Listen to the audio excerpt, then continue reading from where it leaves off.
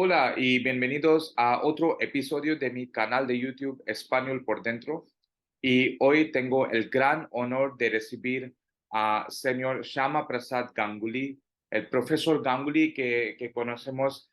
Muchas gracias, profesor Ganguly, por estar aquí hoy. Bueno, el placer es mío, Siddhartha. No, es para mi canal y para el público que va a ver este video, realmente es un honor. Y para los que no le conocen, va a ser una experiencia fascinante escucharle y escuchar sobre su experiencia y su conocimiento en diferentes campos de los que vamos a hablar. Para presentar a señor Ganguly, él es ex profesor y director de estudios españoles, hispanoamericanos y latinoamericanos en la Universidad de Jawaharlal Nehru. Él perteneció a la primera generación de un puñado de académicos indios que en realidad hizo que todos los demás se interesaran por el español. Ha escrito, editado y traducido más de 25 libros en su carrera académica que abarca más de 40 años. Él es una autoridad y decano sobre Don Quijote y sobre Rabindranath Tagore. Y hay mucho que hablar sobre el señor Ganguly, pero en el interés de tiempo vamos a pasar directamente a la entrevista. Sobre todo, señor Ganguly, ¿cómo está usted? ¿Cómo está su salud? Bueno, más o menos bien, pudiera ser mejor, pero ya a esta edad, usted sabe que siempre hay problemas, pero no hay que hacerles caso, hay que trabajar y evitar a pensar sobre Claro, estas dificultades de salud. Sí, sí, claro. procedemos. Ajá, bueno, pues muy bien. Señor Ganguly, mi primera pregunta es, yo quiero remontarme hace muchos años ahora. Cuéntenos sobre su niñez, ¿no? ¿Dónde Oh, nació usted y cuáles fueron sus intereses, principios en cuanto, no solo a cuanto a la literatura, pero en cuanto a la vida en general?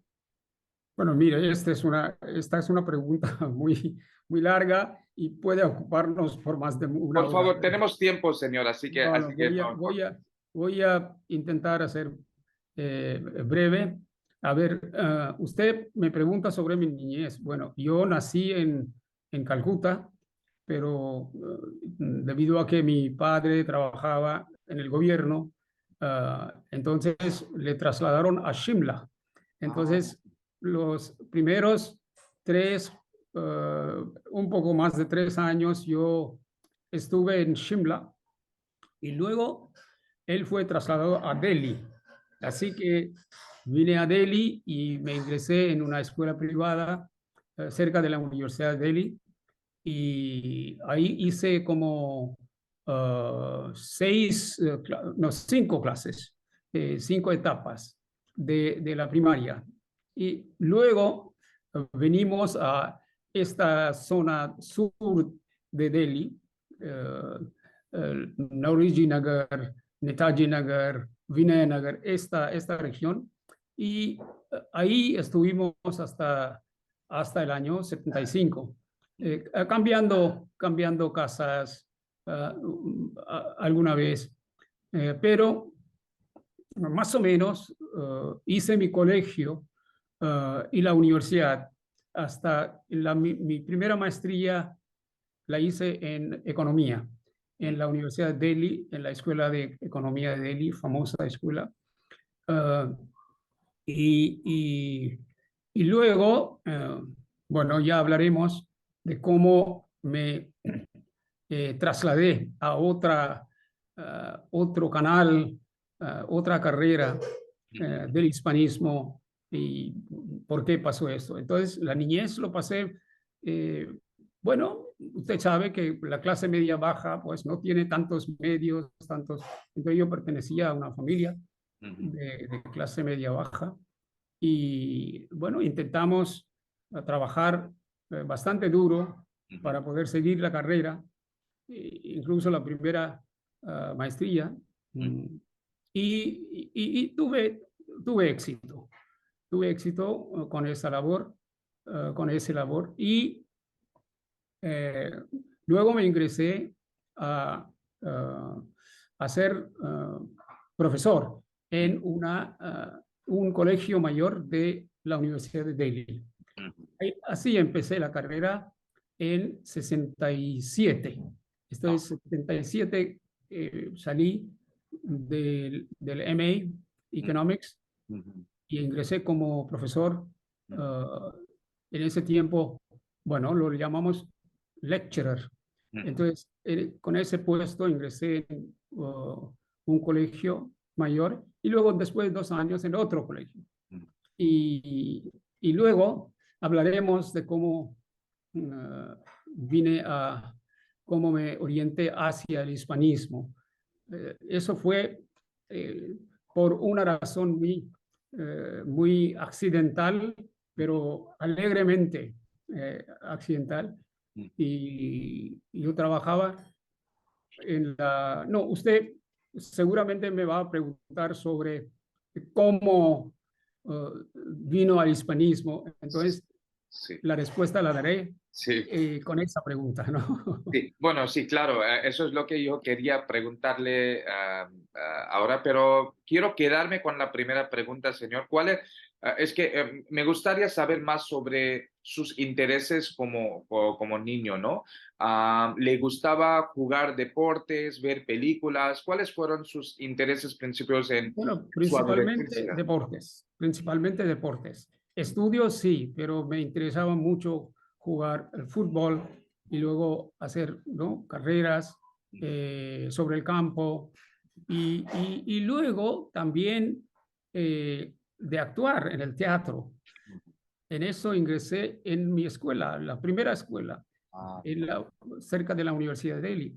Y eso lo continué después y desarrollé esa actividad mucho más ampliamente cuando ya me ingresé como lecturer, como profesor en la Universidad de Delhi. Tuve un equipo de teatro, pero eso es aparte. Pero sí. lo importante es en qué manera yo me trasladé al hispanismo. Y ese fue eh, una, un, un accidente, pero muy alegre para mí, estuve muy contento de haber pasado por esa experiencia, porque al final, en el año final del MA, de la maestría en economía, yo quería me gustaba mucho el tema del subdesarrollo económico y social. Entonces yo leía varias cosas y quise entregar una tesina, un term paper en la economía, en esa escuela de economía y yo quería hacer ese estudio comparativo entre India y México y Perú. Okay. Entonces, ese estudio comparativo de subdesarrollo de las dos zonas me dio oportunidad para leer varias cosas sobre México, sobre el Perú, pero cuando a la hora de hacer la tesina yo estaba en la cola de la biblioteca de la escuela y, y, y, y oportunamente, digo, ahí pasaba para el primer piso nuestro gran maestro Amartya Sen. Oh, okay. Entonces me dijo, ¿para qué estás? No tienes clase, ahora estás en la cola. Sí, sí, yo quiero recoger una biblioteca, un libro sobre América Latina, porque pero él me dijo pero aquí no encontrarás nada en español. Y todo, claro, estábamos conversando en inglés. Y dijo que no quiero hacerlo en español. No me ocurre tal idea, porque no sé nada ni una palabra de español. Entonces dijo que tienes que primero leerte, prepararte en español y leer algunos textos auténticos de estos autores de, de, de América Latina. Y esto debe ser en español. Prepárate por lo menos 4 o 5 meses en las cosas elementales del español Yo dije que entonces yo no puedo entregar el trabajo dentro de 8 meses. Eso es imposible. No, no puedes porque los textos económicos sociales no son tan difíciles de interpretar en español, no es literatura, así que podrás entender algo, podrás decir que has leído trabajos de origen. Bueno, ahí entonces fui a la, bueno, no pude yo terminar esa disertación, esa tesina, pero la impresión que me dio el profesor, me grabó, se me quedó en la mente muy seriamente.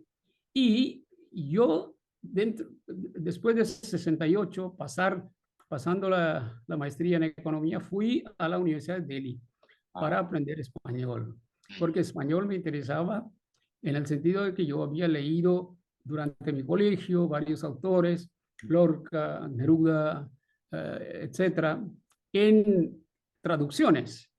Y entonces me interesaban esos autores y me cuajaban bien, ¿no? Con mi filosofía y mi entendido de qué hacer del ser humano. Entonces yo me dije que, bueno, ¿por qué no intentar aprender? Entonces fui a la Universidad de Delhi, había en el certificado de español el gran maestro, que fortuna nuestra, ¿no? El profesor Antonio Binimeli Sagrera. Él enseñaba español en la Universidad de Delhi, el curso de certificado. Ahí entré y después de 6 meses él me dijo que me agarró casi por mi cuello y me dijo que tú no vas a ningún lugar. Tú tienes que continuar en español. Yo no quería, solo quería una. No, no, no, no, tú tienes la capacidad de aprender. Y entonces, mire, esto está ocurriendo cuando ya tengo 22 años. Entonces, él me consiguió después de un año, también ingresé a la Universidad de Delhi, perdón, Universidad Jawaharlal Nehru, donde acababan de empezar el diploma, el certificado, el curso de certificado y diploma en español. Estudié ahí también un año y luego él me consiguió una beca. Ese es mi comienzo de mi carrera con el hispanismo, porque ahí en la Complutense, Universidad Complutense de Madrid, pues me encontré con algunos profesores fantásticos. Ellos me abrieron varios caminos, ¿no? Y teóricamente.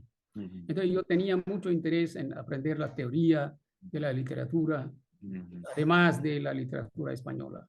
Y ahí está el comienzo. Luego seguí esa carrera después de estar ahí más de 3 años. Yo regresé a Delhi porque tenía un trabajo ya.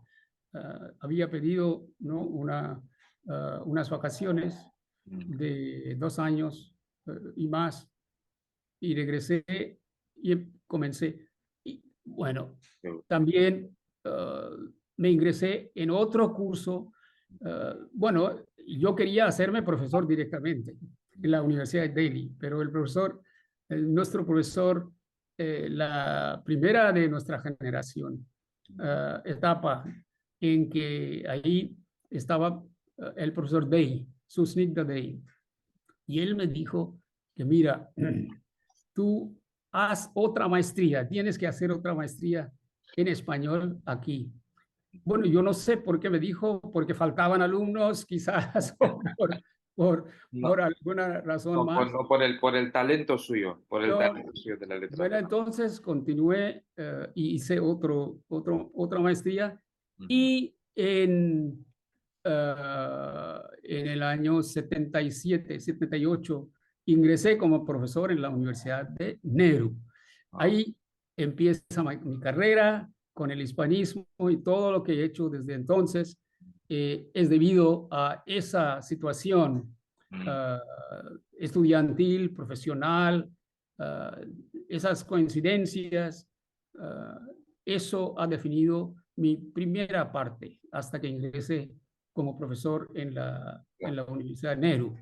claro. Eh, Y desde ahí, bueno, he seguido enseñando, investigando Mm, ah, y tomando responsabilidad de construir el departamento. claro. Eso es muy importante. Bueno, Y he seguido señor, hasta 2011, cuando yo me retiré de la 2012, los sí, primeros meses de 2012, cuando tuve que retirarme al cumplir 65 años de sí, la universidad. sí. Eso es mi pequeña carrera. No, es que usted ha ya respondido a las dos siguientes preguntas que le iba a hacer sobre cómo empezó a estudiar español y cuáles fueron los primeros autores, ¿no? A cuáles leyó usted. Claro, usted ha mencionado autores latinoamericanos y españoles, pero algunos autores indios que usted leyó en su adolescencia, en el principio de su Sí, carrera. sí, sí. Bueno, las traducciones de Sunil Gangotpadhyay, Shakti Chattopadhyay, eh, traducciones del español al bengalí. Ah, Estas fueron mis primeras lecturas en el colegio, ujú, ¿no? Eso me dio una entrada al ambiente, al ámbito literario sí, de esos países. Y, por supuesto, algunas, no el libro entero, pero algunos capítulos importantes de Don Quijote, por ejemplo, ¿no? Esto era eh, para cualquier alumno curioso de esa etapa del crecimiento educativo, pues son esenciales, ¿no? sí. Entonces, estos fueron los primeros textos. Bien, sí, ok.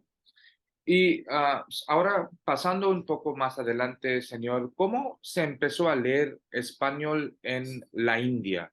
¿No? ¿Cuáles fueron los motivos principios de la gente para estudiar español en la India? Estoy hablando de los años 60, 70, 70, 80, 70, sí. cuando no teníamos esta tecnología, el Internet, ¿no? No tuvimos la globalización. Y entonces, en esa época, ¿por qué la gente estudiaba español? Bueno, porque el español era una carrera nueva, Mm, entonces siempre hay posibilidad de tener más oportunidades con una asignatura, mm, una materia nueva, ¿no? mm, Y no existía español mm, en ningún lugar. Ahí comenzamos. Entonces, pensamos, y también nuestros profesores, el profesor Day, y luego el profesor Antonio Binimelis también se ingresó a la Universidad Nehru como profesor. Entonces, estos dos, y luego con otros profesores visitantes que vinieron de España, de América Latina, pues ellos motivaron mucho a los alumnos que pues en la India hay un campo totalmente abierto, no estudiado. Eh, y ustedes serán los primeros en entrar en ese ámbito y si hacen algún esfuerzo. Eso me convenció y por eso seguimos. Y creo que los 6 o 7 alumnos que entonces ingresaron, todos querían, se motivaron de tales fines, porque era un campo bastante donde se podía estudiar mucho. Yo en economía hubiera podido ser, bueno, realizar algunos trabajos de investigación, pero aquí en español todo estaba abierto, en la literatura, en lingüística, en materias sociales, todo estaba abierto. Entonces yo me continué con mi interés de economía. Mis primeros intereses eran sobre, por ejemplo, el problema del subdesarrollo. Entonces yo me interesaba mucho saber algunas teorías nuevas que habían surgido en esa época, ¿no? Entonces, por ejemplo, la teoría de la dependencia. mm, Ese fue un motivo grande para mí para que estudiara y entrara en esos libros sobre esta materia. En América Latina, esta teoría de la dependencia, ¿no? ¿Qué es lo que aportaba? ¿Cuáles eran los autores? ¿Qué análisis hicieron? Y yo entré en eso, por supuesto, pero al mismo tiempo, por las clases, naturaleza de las clases mismas, teníamos que seguir con la literatura y eso también me interesaba muchísimo. Entonces, esos dos, casi en los primeros años, 20 años, yo seguí manteniendo con interés paralelo, pero luego cuando pues uno tenía que ver, ¿no? En qué se podía, tenía más ventaja. Hay en economía una teoría de las ventajas. Es decir, un país puede tener ventajas en la producción si hay dos productos en la producción de ambos productos y otro país tiene no tener ventaja, pero la ventaja relativa en un campo puede ser mucho más y la desventaja relativa de otro país subdesarrollado puede ser menos. Entonces, la teoría internacional de comercio, pues eso establece y en eso nos enseñó bastante el gran profesor Bhagwati en la Universidad de Delhi, ¿no? Entonces yo apliqué esa cuestión de ventaja y desventaja a mi propia carrera y veí que yo tenía más ventaja aunque comparándome con los españoles, latinoamericanos, yo tenía desventaja, una desventaja, pero mi desventaja relativa en español aquí en India era menos que la desventaja en economía, aunque me gustaba la economía. Entonces, me centré en esa teoría para enfocarme en español, en el hispanismo, y continué con ese apoyo que recibí en España con los mejores profesores que nos enseñaban a entrar en la teoría literaria, estar con los poetas, estando con los escritores.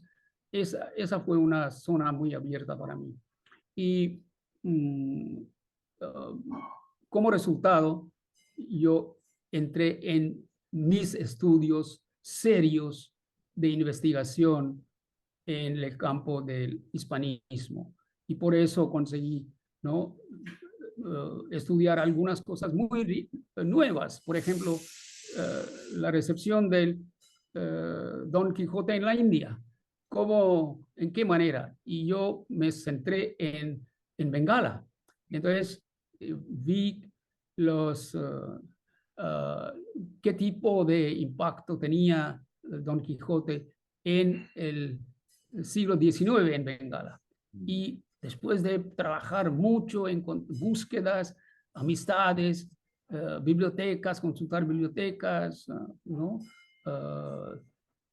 Encontré un tema muy importante, porque yo estaba muy familiarizado con el tema del Quijote.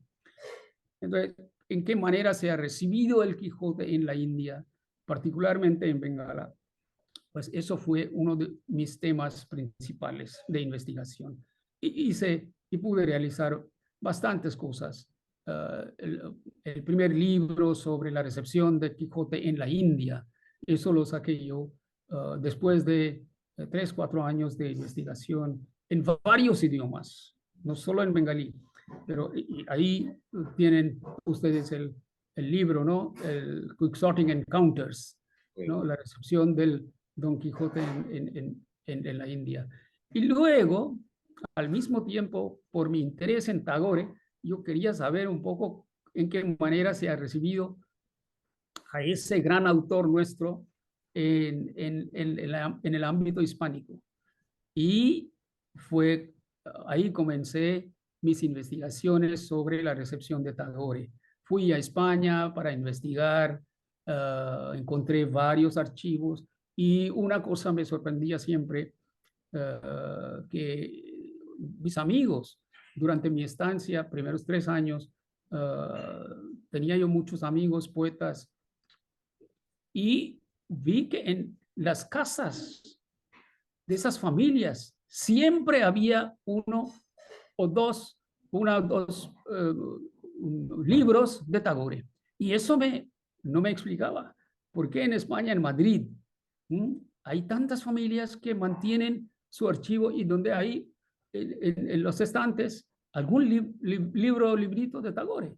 Y eso me dio otro impulso para estudiar a la recepción de Tagore. Y eso lo hice con varias investigaciones. Luego, entonces entré en el dominio de América Latina también, y eso fue un gran descubrimiento, ¿no? Con la relación el trabajo de Zenobia Camprubí y Juan Ramón Jiménez, eso fue una gran revelación. Y después otros autores, tanto en España como en América Latina, qué manera se recibió a Tagore desde el principio, después de su premio Nobel, ¿no? Claro. Esos Bueno, son los dos, pero al mismo tiempo, mire, esto quizás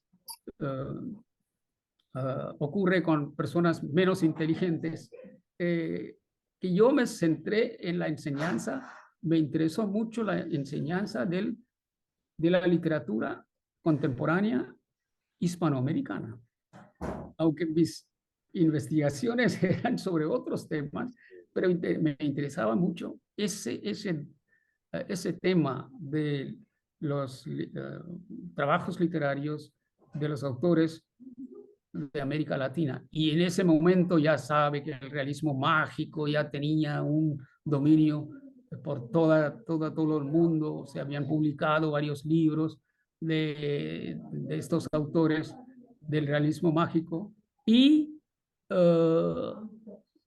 concentré en ese tema en mi enseñanza a los alumnos del MA, ¿no? De maestría, de licenciatura y maestría, y no en la literatura anterior, no en el siglo de oro, por ejemplo, que igualmente tenía mucho impacto y que tenía mucho interés, pero yo me centré en la literatura hispanoamericana contemporánea. Entonces, claro, ambos lados uno tiene que expandir su conocimiento, ¿no? Ambos lados antes del realismo mágico y después del realismo mágico. ¿Qué pasó, no? Esa curiosidad me llevó a estudiar los primeras obras del siglo XX de autores hispanoamericanos y los contemporáneos. Y eso fue mi interés principal, aunque también enseñaba español en los primeros años como lengua, pero moraba mi interés de enseñar, de investigar la literatura contemporánea latinoamericana. muy bien. Y, señor, mi siguiente pregunta es, ¿cómo fue su tiempo como director del Departamento de Estudios Hispánicos en la Universidad de Jawaharlal ¿no? Bueno, muy retador, muy retador. Yo, como una persona muy impaciente siempre de introducir varias cosas, de hacer algo más, eso era en mi naturaleza. Quizás venía porque yo tenía mucho interés en deportes. Quién sabe, ¿no? Yo entraba en todos los deportes, ¿no? Y como mi padre, igual, quizás lo entendí de mi padre, ¿no? Él era un gran deportista. Pero, y, y luego, no, su pregunta era Mi pregunta era como, sobre cómo como fue su director. tiempo como director Entonces, de... como director bueno, los primeros años de la dirección la tuve en los años 80, los primeros. Entonces, claro, mi interés era cómo expandir un poco la lectura de los libros contemporáneos de España y de América Latina. Pero hay que empezar hay que también hacer algunos algunos deberes administrativos. Entonces yo veía cómo aumentar las relaciones bilaterales con las universidades Claro. hispánicas de España y de América Latina. Entonces comencé a escribir a varias personas y luego en los 90 tuve la oportunidad de hablar, de ir a España otra vez y hablar con el director del Instituto Cervantes ahí para ver si podían ellos abrir todavía el Instituto Cervantes que ahora existe. Nada había de ese tipo de institución en la India. Entonces, ellos tenían un programa de aula Cervantes. Entonces, yo pensaba cómo comenzar el aula Cervantes en nuestro departamento, en nuestra universidad. Y con eso seguí 3, 4 años y luego conseguí que mandaran todos los equipos necesarios y una profesora para encargarse del aula Cervantes. Y eso dio un gran, ¿no?, incentivo a los alumnos, ¿no?, de aprender directamente con los equipos, con las materias, con las facilidades técnicas que en esa época pues, poco a poco estaba desarrollándose, la tecnología también. Entonces, utilizar las computadoras y para aprender el idioma. Y se creó. Entonces, viendo ese interés en la India, quizás el Instituto Cervantes de España se convenció. Y en ese tiempo yo tenía un gran poeta, César Antonio Molina, que, que se hizo como director del Instituto Cervantes ahí. Y luego fue el ministro de Cultura, él mismo.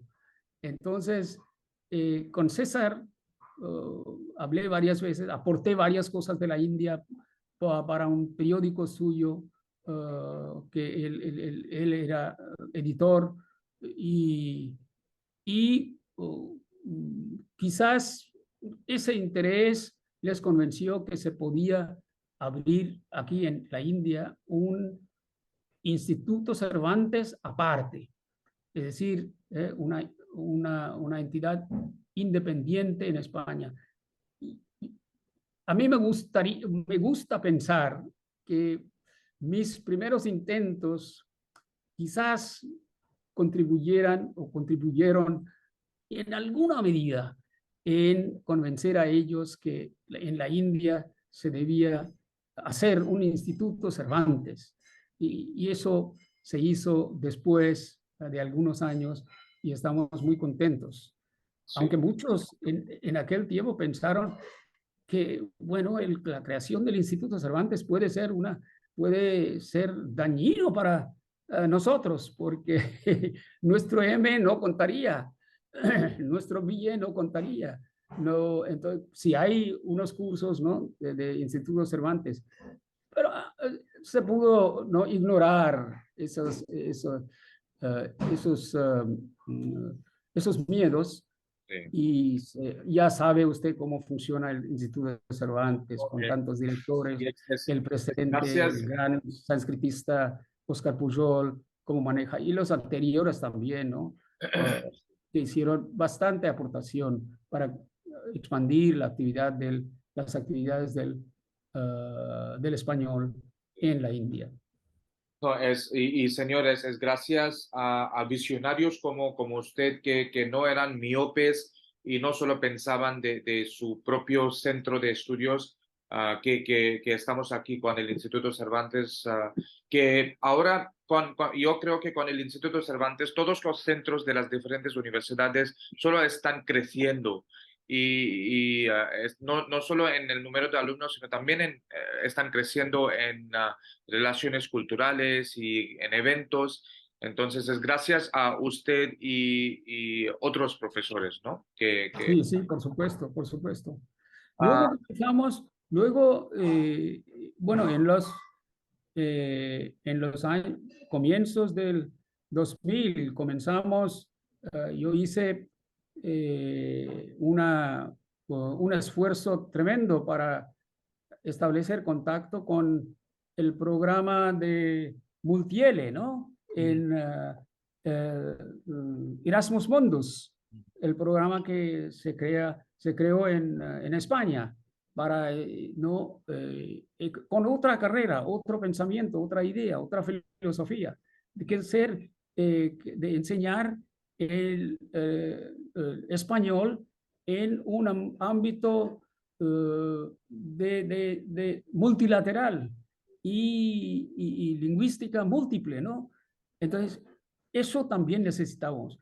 Intenté y después de me parece que eran 2 años de esfuerzo, convencí a las autoridades de Erasmus Mundus de Europa que vinieran a nuestra universidad y establecieran un contacto con nosotros. Y ellos efectivamente lo hicieron.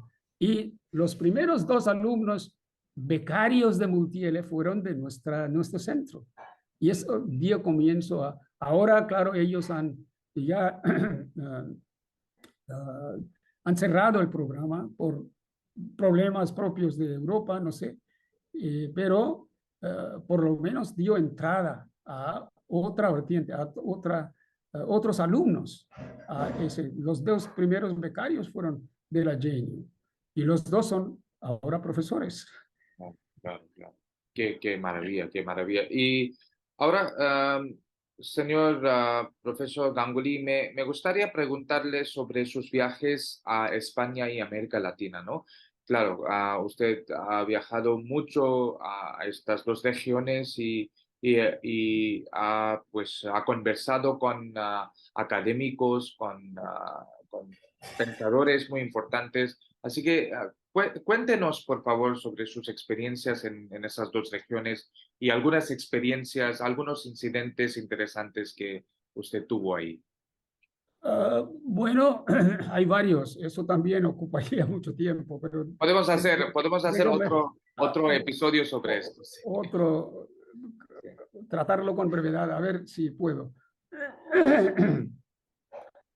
Luego, los primeros años de España, por ejemplo, ¿no? El contacto con el profesor,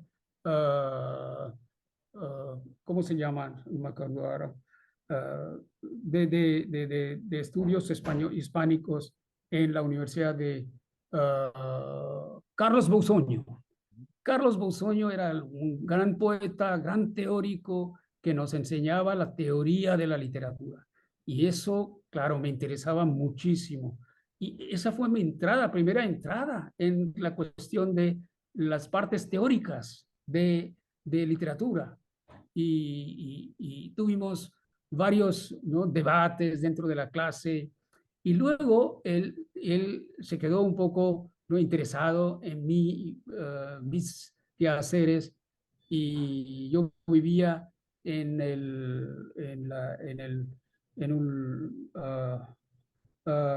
una residencia de relaciones culturales oficialmente, ¿no?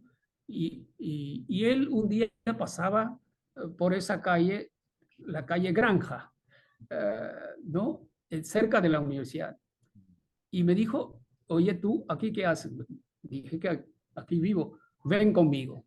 Entonces, él me llevó a la casa del gran poeta Vicente Alexandre. Ah, Entonces, mi primer contacto, yo, claro, estaba totalmente, ¿no? Embobado, es decir, no podía yo decir nada, solo escuchar a estos dos grandes, un premio Nobel y este gran poeta teórico. Eso fue uno de los incentivos mayores que siempre me ha guiado. Bueno, eso, luego, bueno, en varios viajes a España, a América Latina, pues mis visitas a las universidades, mis encuentros con los rectores de la universidad. Una vez, porque usted me pregunta de las experiencias, ¿no? interesantes.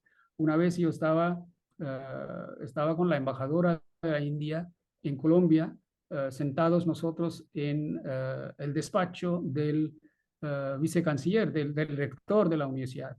Y él después, y estaba sentado en un sofá, ¿no? En un sofá, y nos dijo, ¿saben ustedes dónde están sentados? Bueno, esta sofá pertenecía a Simón Bolívar. Entonces, nosotros dos, ella quizá menos, pero yo casi se me quemó el cuerpo, ¿no? De pensar que yo estoy sentado en esa, de ese gran señor libertador de América, porque ellos habían conseguido todos los muebles de ese gran libertador Simón Bolívar y habían colocado esto.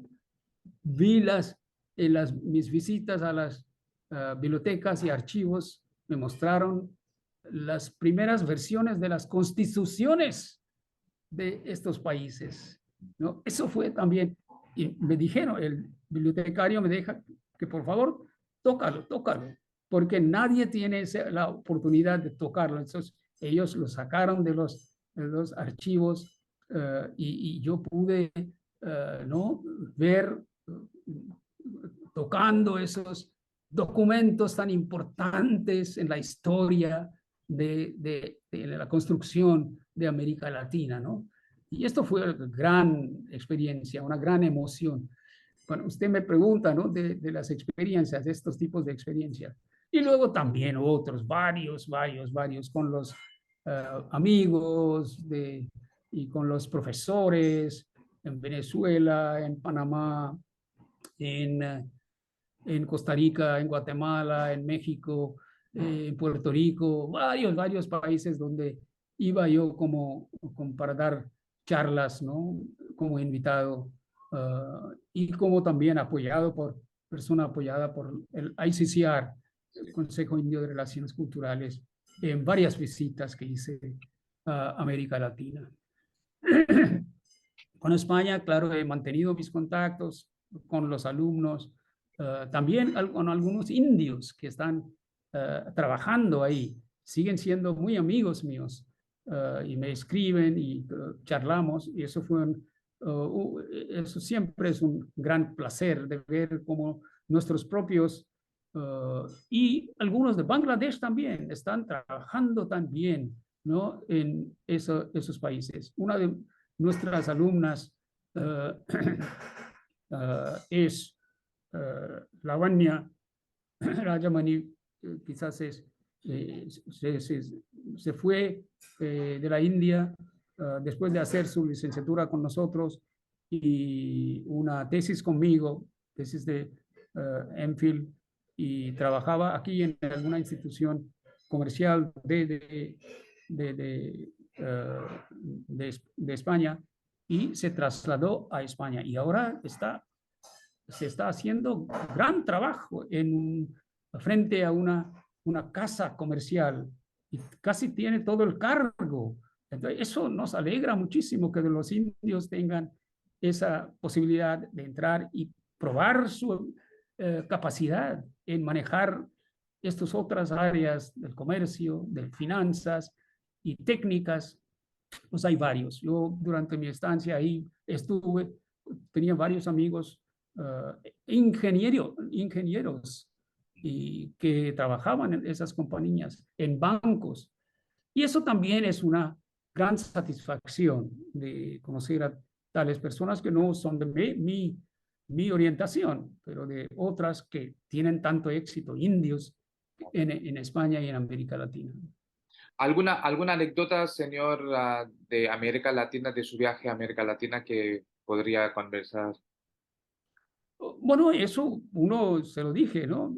Esto de estar sentado en el sofá de Simón Bolívar, eso fue una anécdota fantástica, ¿no? Y luego también el, el gran reto en la cuestión del aprendizaje del idioma.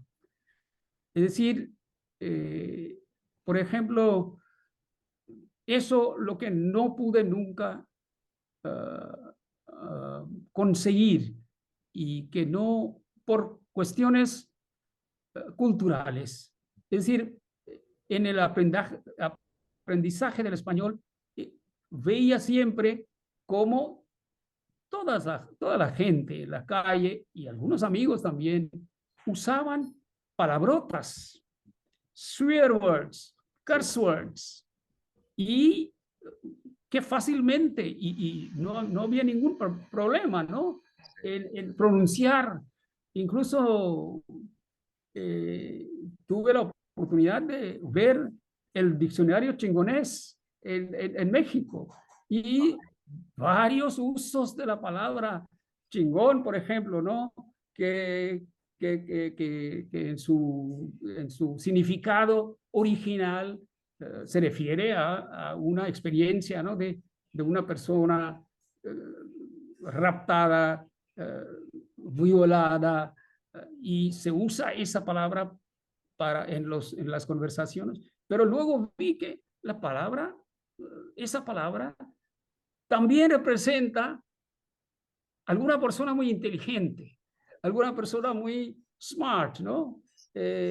Muy eh, haya alcanzado alguna, algún estatus muy alto. Sí, sí, Entonces, en el caso de él también se puede utilizar esas palabras. Pero el problema es que ahí está hay algún problema cultural. Que yo siendo indio, con mi preparación, mis valores, yo entiendo que hay que aprender esas palabras para tener fluidez en español. Eso es esencial para tener la fluidez. Pero yo nunca conseguí adaptarme a ese concepto. Y nunca he usado. Quizás una o dos veces con amigos en España o América Latina, pero nunca he podido usar esas palabras en mis conversaciones. Eso es lo que salía espontáneamente en la conversación y establecía el flow, ¿no? El flujo del lenguaje.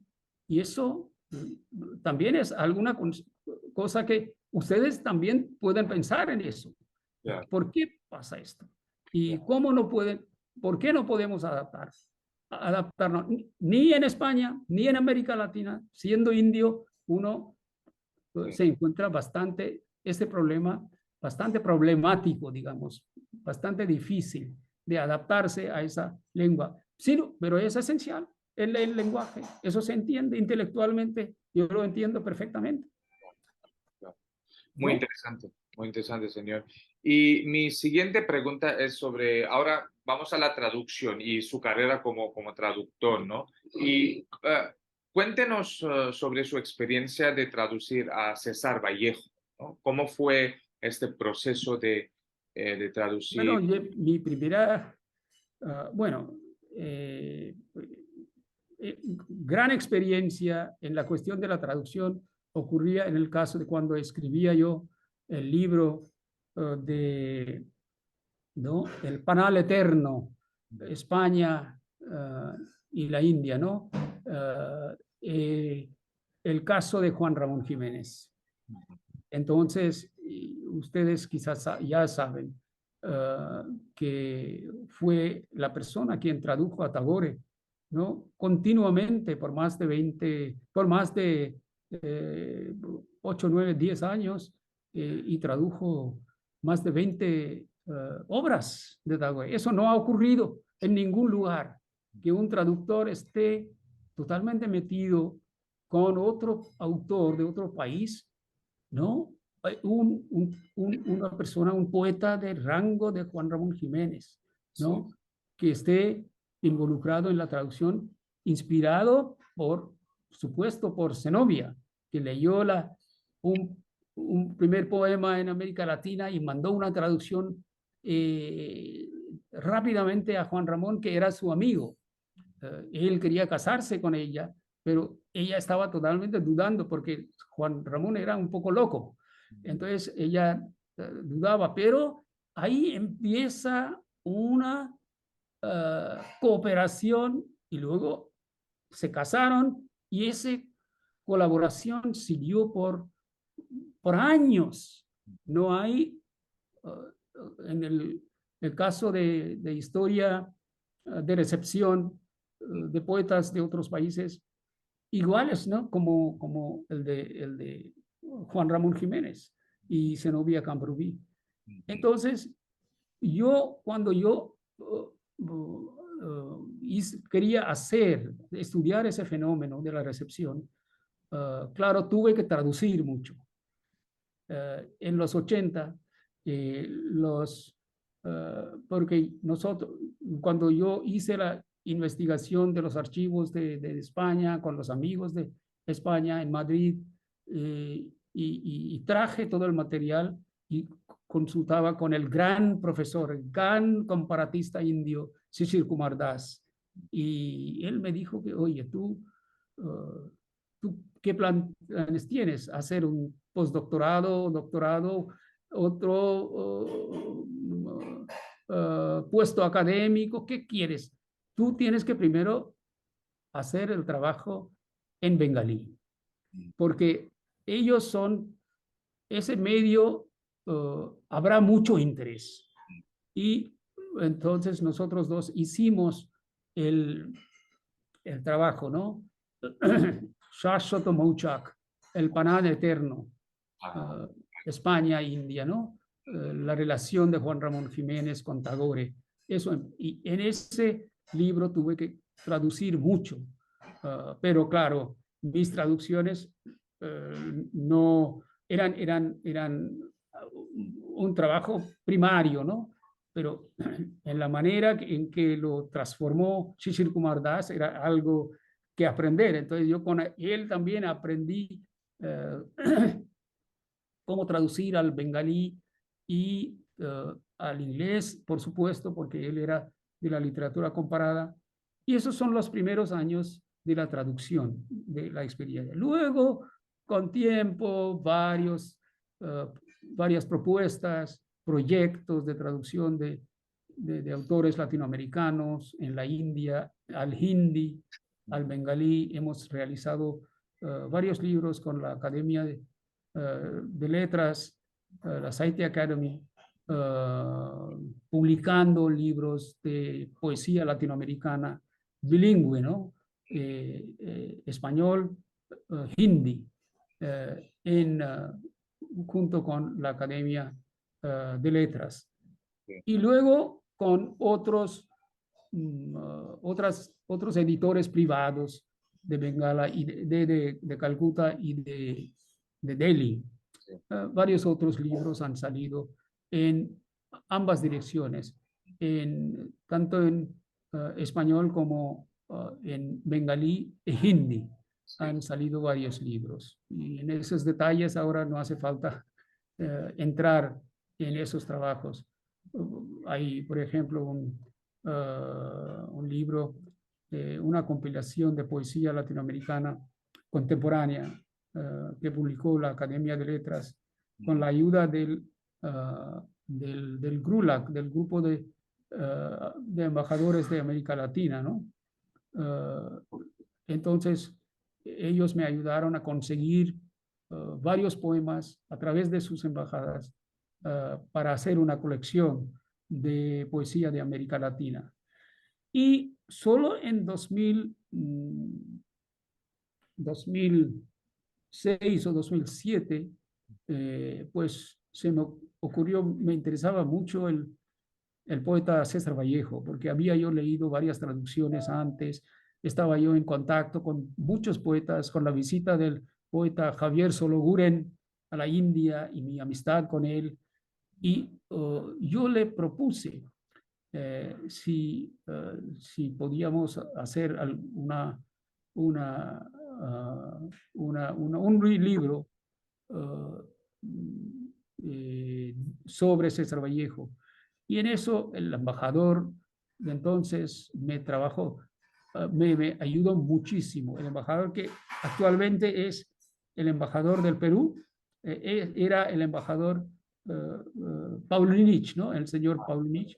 Sí. Él era el que realmente apoyó a este proyecto con todo el dinero.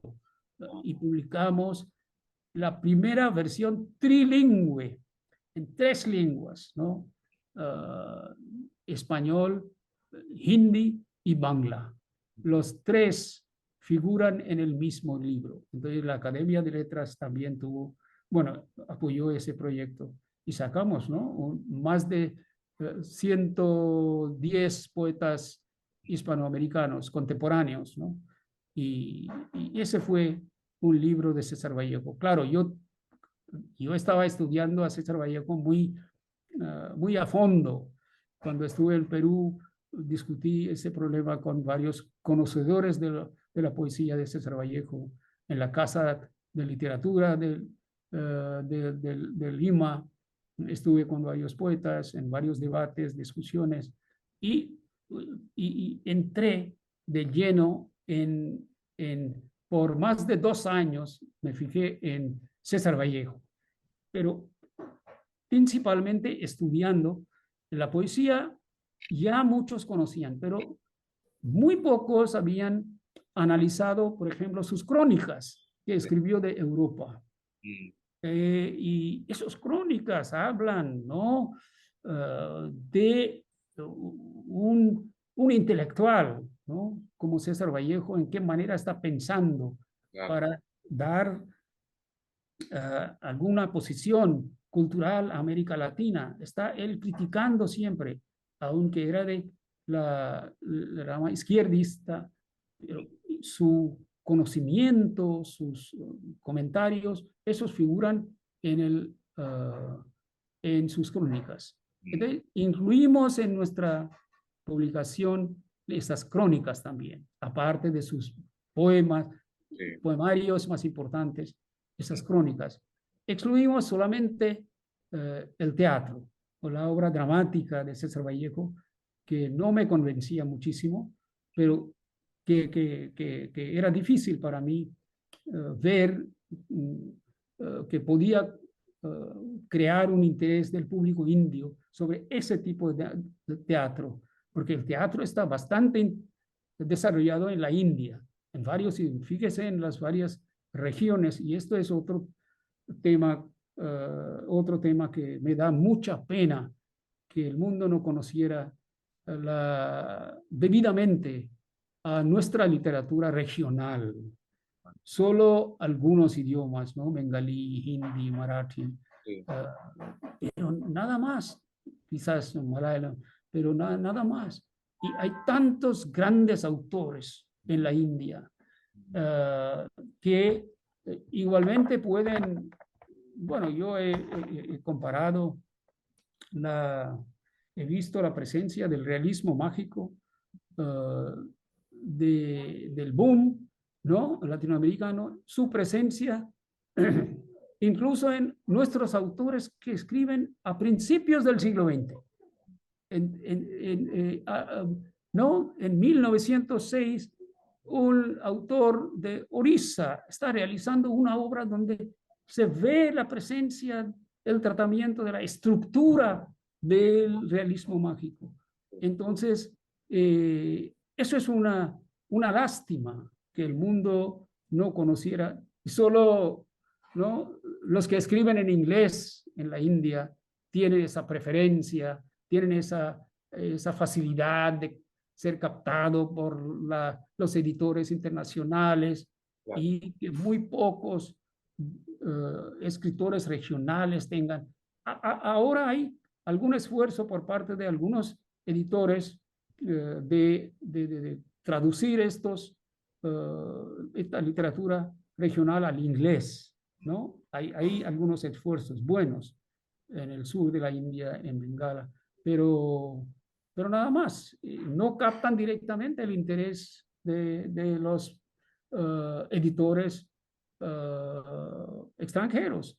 Por eso siempre he tenido yo una posición, no sé, es un poco loca, es un poco loco pensar en que yo no publicaría nada mío con con una casa editorial extranjera, que lo haría a través de los indios.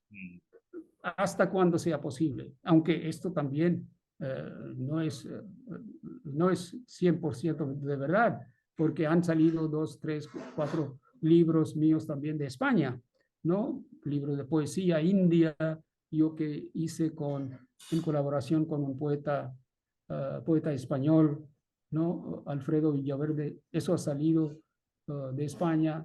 La poesía de Sunil Gangotadhyay, del bengalí al español que hice, en que me ayudó mucho Jesús Aguado, el poeta grande de España, y lo publicaron en España, de Málaga, de una casa editorial muy importante, pero son muy algo muy limitado, ¿no? Yo siempre he querido publicar con propietarios, con editores indios, hasta cuanto sea posible. Sí. Bueno, ¿Qué más quieres?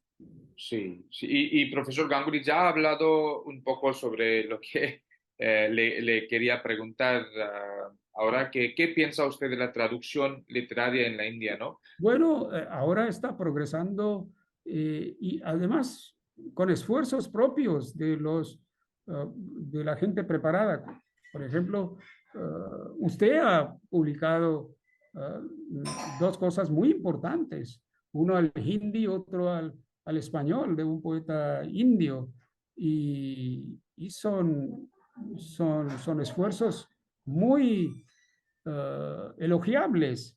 Y asimismo hay en varios idiomas que yo he podido saber, no tengo conocimiento de todos los idiomas indios, pero en bengalí, en oriya, en malayalam, en punjabi, y en hindi, por supuesto, y en esos idiomas que como hay un interés de traducir, ¿no? Por parte de los traductores indios. Pero yo siempre mantengo una posición que cuando uno traduce al español, un indio traduce al español, sería mucho mejor tener una colaboración Claro, de algún nativo.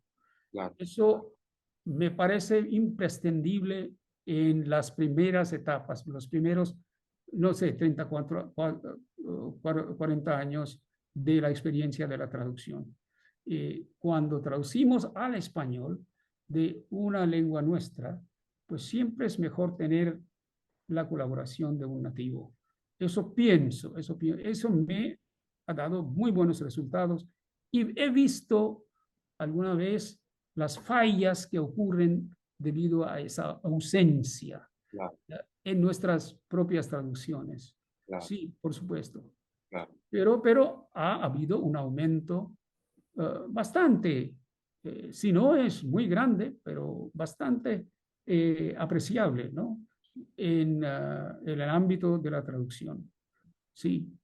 Bueno, y señor Ganguly, por la falta de tiempo, me gustaría pues terminar esta entrevista con la última pregunta, claro, pero y yo sé que a usted estas dos figuras, ¿no? Rabindranath Tagore y Miguel de Cervantes, están muy, muy cerca de usted, pero sí, en el interés del tiempo, si podrías contarnos un poco su relación con Tagore y Cervantes, ¿no? ¿Qué importancia tienen ellos en su vida? Bueno, yo estoy muy enfadado con Tagore.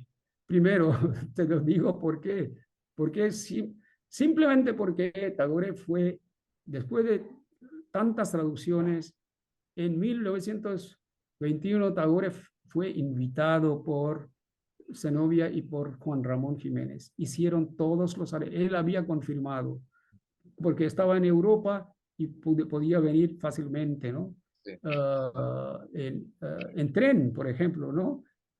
A Madrid, a España. Bueno. Y él lo confirmó y todo estaba arreglado, incluso la mesa y las flores y todo estaba. Y García Lorca estaba participando en un ensayo de una obra suya para mostrarle, ¿no? Como a la hora de recepción.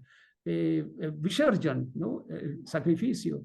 Él tenía el papel del Raghupati, uno de los ¿no? personajes muy importantes. Y en el último momento, cuando la caravana estaba lista para recogerlo de la estación de ferrocarriles, llegó el telegrama que no podía venir. Y eso realmente desestimuló, dio un... fíjese que hubiera podido conseguir para nosotros, para el futuro de la relación entre España e India, si hubiera visitado en ese momento, porque él tenía otro compromiso de repente que surgió en otra parte de Europa y dijo que yo haría un esfuerzo más tarde. Sí. En Tagore mismo, el Quijote en su Vishwa Sahitya, la literatura mundial, ¿no? Cervantes ocupa 3 líneas.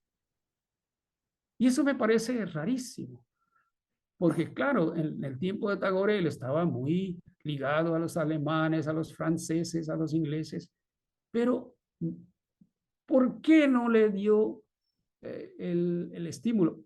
Claro, él estaba tan creativo, él era tan creativo que era imposible para él centrar sobre una persona como Cervantes. Él tenía sus propias ideas, no solo en literatura. Fíjese, si usted, el profesor Shishir Kumar Das una vez me dijo, si quieres copiar, él ha escrito más de 20,000 páginas. Y si tú quieres copiándolo 8 horas por día, tardarías en copiar 57 años. Solo copiar. Esta es la dimensión de Tagore. Fantástico, ¿no? En la pintura, en teatro, en poesía, en ensayos. Y no hay, ¿no? Un protagonista, una figura tan grande, ¿no? Mundialmente, con tantos intereses creativos. Sus canciones, escribió más de 2,000, ¿sí? 500 canciones y puso ritmo a cada uno. Fíjese su talento, ¿no? Y mira, esto, claro, él no tenía tiempo de pensar en Cervantes, pero si hubiera escrito algo sobre Cervantes, eso nos hubiera gustado, ¿no? Como trabajo maestro. ¿Y qué más? ¿Qué más quieres? No, un poco más sobre el Miguel de Cervantes, ¿no? Para usted, ¿qué importancia tiene él? Bueno, Cervantes, su propia historia, cuando leímos en la maestría, su propia historia, las explicaciones, pues eso, claro, nos interesaba mucho, porque ¿por qué escribió Don Quijote, no? Y claro, él dice que para que la gente brillan, tengan un momento ligero, se diviertan con la lectura de ese loco, ¿no? Que quiere actuar como caballero, ¿no? Andante y salvar la vida de los desamparados, de las mujeres. Entonces, pero dentro también hay otras cosas, por ejemplo, la teoría de la novela, cómo él consigue construir dentro de esa novela, y da un ejemplo de cómo hacer una novela, la narrativa, en qué manera, cuáles son las construcciones, cambios. Todo el mundo ahora, él lo escribió en 1605 y 15, pero todavía es una curiosidad, porque la gente no ha podido, incluso los mejores especialistas están pensando en qué hacer cómo entender a Cervantes. Y algunos, Borges, por ejemplo, ha escrito su propio Quijote, ¿no? Y da su interpretación. Y hay mucha variación de Cervantes. Borges pone su propia teoría ahí. Pero hay otros que han tomado mucha inspiración en la cuestión de la narrativa, cómo crear la magia en la construcción de las frases, los cambios que están ocurriendo, el enfrentamiento entre la racionalidad y la humanidad. Es decir, las dos partes, cómo funciona en el ser humano, ¿no? Lo racional y, y lo, lo mundano, ¿no? Y lo mágico, perdón, lo mágico. ¿Cómo funcionan estos dos elementos siempre? Y él muestra, con cada capítulo hay un ejemplo de cómo tratar de combinar estos dos elementos, ¿no? Y claro, pero todo dirigido a, a, a conseguir una, una realidad humana donde que esté apoyada por el concepto de la universalidad, ¿no? Creatividad con ese pensamiento de universalidad, pero adentrando en la mente, en el cerebro del ser humano. En que la manera en que Quijote y Sancho dialogan, a veces Sancho está destruyendo las frases hechas en España. Es decir, hay un reto al discurso oficial, ¿no? Y este reto al discurso oficial, los narradores actuales quieren ellos imitar cómo, ¿no? Cómo enfrentar a ese reto entre estas dos. García Márquez dijo una vez a una pregunta, ¿de qué realidad habla usted? ¿No? Es el realismo mágico. Él dijo que yo estoy pensando en la realidad desde el otro lado. ¿Y qué significa esto? ¿No? Realidad desde el otro lado. Entonces, examinar la realidad no es tan fácil, ni en el realismo mágico, ni en el realismo maravilloso, porque ambos autores y nosotros, los escritores, siempre ven ocurriendo alguna alteración de la realidad. Siempre hay alguna alteración de la realidad. Y esto es la magia. Cuando ocurre pero esa alteración de la realidad, el autor mismo tiene que creer. No es que lo haga como un prestidigitador, ¿no? Del circo, Sí, ¿no? Conseguir alguna combinación como en el surrealismo, ¿no? sí. Una máquina de escribir sobre la playa, ¿no? Una pintura de ese tipo. No, eso no. Los escritores mismos tienen que crear en esa fe, tener que tener esa fe en la magia que está ocurriendo en nuestra vivencia. Estos elementos vienen, yo creo que quieren mucha, tanto de los autores franceses del siglo XV y XVI, que también consiguieron eso, como García Márquez hace la combinación de algo muy nativo, los poemas del pueblo y algo, ¿no? un reto al discurso oficial. Todos estos hace suyo en la narrativa. Esto todavía está ocurriendo. Por Sí. supuesto que hay otros temas. Verá usted que este año vino en la conferencia de IIC y del ICCR Volpi, ¿no? Jorge Volpi. Y su primer discurso en que dijo la primera frase que no existe América Latina. Es decir, que no hay América Latina en el sentido que querían conseguir en las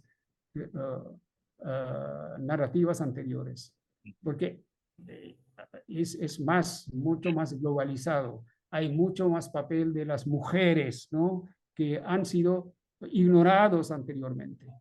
Esto, y ahora hay más importancia de la tecnología, de la confrontación directa con el mass media, ¿no? Medios masivos. Y es todo esto y otros tipos de retos dentro de América Latina. Y eso le han dado un carácter global. Esa globalización ha cambiado mucho la escena literaria o la definición de América Latina que existía anteriormente. Por eso dijo que América Latina no existe, ¿no? Donde antes había mucho más coordinaciones entre autores y ahora cada autor está viajando, siempre está en casi un exilio, está, ¿no? Siempre en contacto.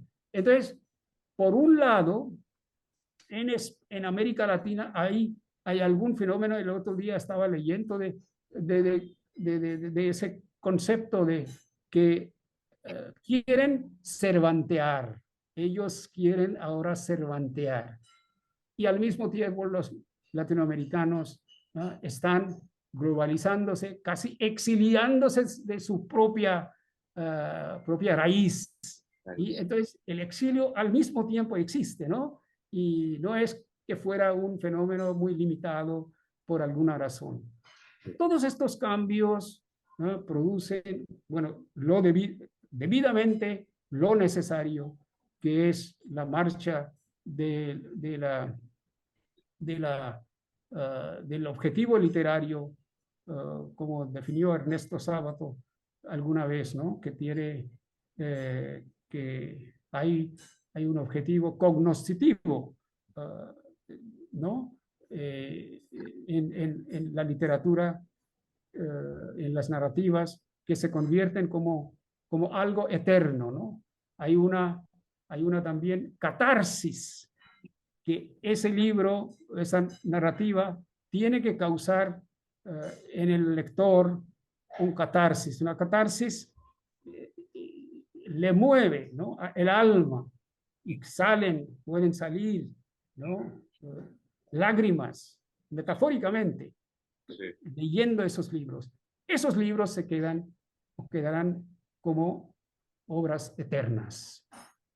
Y Bueno, pues profesor Ganguly, ha sido una entrevista fascinante y muy enriquecedora para mí y como usted es un océano de por favor, conocimiento, por ah, favor. una hora y pico no nos sirve para nada, pero por la falta del tiempo tenemos que terminar esta entrevista, pero estoy seguro de que en el futuro podemos hablar de uno de los muchos temas sobre los que usted ha hablado hoy, en breve, pero en más detalle en el futuro podemos hacer algo. Con Pero mucho por gusto. ahora, muchísimas gracias, profesor Ganguly, por estar aquí y por hablarnos de su vida y de su carrera y de hispanismo en general. Muchísimas Bueno, gracias. gracias a usted que me ha dado la oportunidad de por lo menos compartir, ¿no? Algo realmente que define mi existencia, ¿no? Con los amadores del hispanismo, con los amantes de esa gran riqueza Sí, uh, claro. de la humanidad, ¿no?